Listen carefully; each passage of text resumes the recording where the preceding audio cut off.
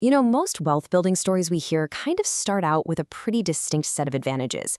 You've got the right country, maybe some stable infrastructure, and really safe, predictable markets. But what does it actually take to build true generational wealth when the entire environment is just completely against you?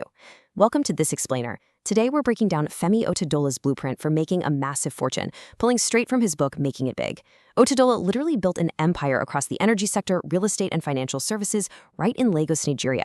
And as you'll see, this explainer proves that universal, battle-tested wealth principles can completely triumph even when the odds and, frankly, the infrastructure are entirely stacked against you. To really grasp the magnitude of this blueprint, we have to draw a stark contrast between a typical, comfortable wealth story and the reality of Otedola's starting point. I mean, imagine trying to scale a business when a sudden, massive currency devaluation just wipes out your operations overnight. Or when abrupt changes like fuel subsidy removals literally paralyze the entire city.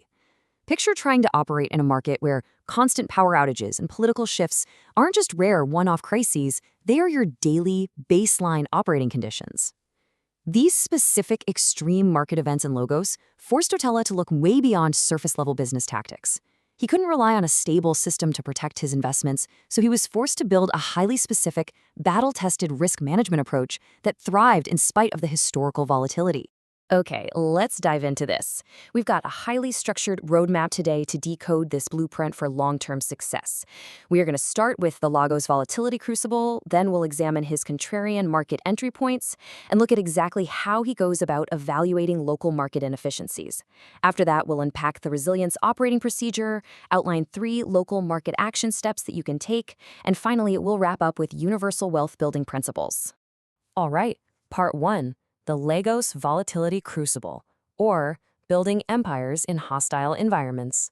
So, navigating sudden economic drops and massive infrastructural gaps completely changed how Otedola viewed business.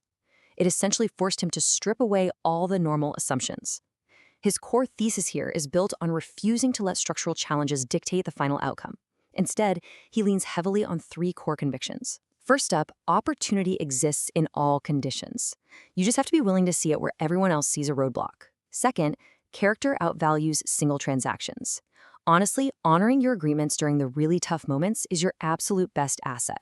And third, legacy is the ultimate metric. True success isn't just about what you accumulate today, it's about the sustainable value you leave behind. Which brings us to part 2, contrarian market entry points, entering where others exit. Now let's focus strictly on Otedola's methods for identifying market entry points during extreme economic instability. In frontier markets, his strategy is essentially to enter where others are exiting. He treats widespread market panic not as a massive red flag to run away, but actually as a pricing signal that a prime entry point has just opened up. And this brilliantly illustrates how global these ideas really are, because this is the exact same contrarian investment principle championed by Benjamin Graham and Warren Buffett in Western markets: be greedy when others are fearful. Otedola just applied this globally recognized financial doctrine to an African context, building immense wealth exactly when conventional wisdom was screaming at everyone else to run for the hills. Part 3. Evaluating local market inefficiencies, studying the structure. You see, entering a volatile market requires way more than just bravery. It requires an obsessive level of preparation. Otedola firmly believes that you must understand the underlying structure of a sector better than anyone else, rather than just chasing surface-level profitability. A perfect example of this is how he studied the downstream petroleum supply chain during a highly volatile period in Lagos. Most people looked at that sector and just wrote it off as way too complex, heavily regulated, and frankly just too risky, but not Otedola. He mapped the traditional movement of value, identified the specific regulatory and structural bottlenecks, and then positioned his operations strategically right inside those gaps. He didn't jump in because it was obvious. He entered because he had done the deep analytical work that everyone else simply avoided. And if you want to apply this kind of thinking, we can walk through this synthesized checklist for evaluating local market inefficiencies before you invest. First, you have to actually map how value moves through the system. Second, identify the specific gaps in the supply chain. Third, look right past the surface profitability, because that stuff just distracts everyone else. Fourth, assess the real structural risks. And finally, be fully prepared to do the deep analytical work. This checklist proves that real wealth is often hidden exactly in the places where other people stop studying. Okay, part 4, the resilience operating procedure, looking at psychological models of long-term success. Look, when you operate in volatile markets, deals are going to collapse. External shocks are absolutely going to happen. But what's really fascinating is how we can analyze Otedola's resilience frameworks using psychological models of long-term success. His approach isn't rooted in motivational emotion or positive thinking. It is completely operational. So, the crucial point is, when things go wrong, he doesn't sit back to emotionally recover. His mantra is literally, grief later, learn now, move always. True psychological resilience here isn't the ability to magically avoid failure.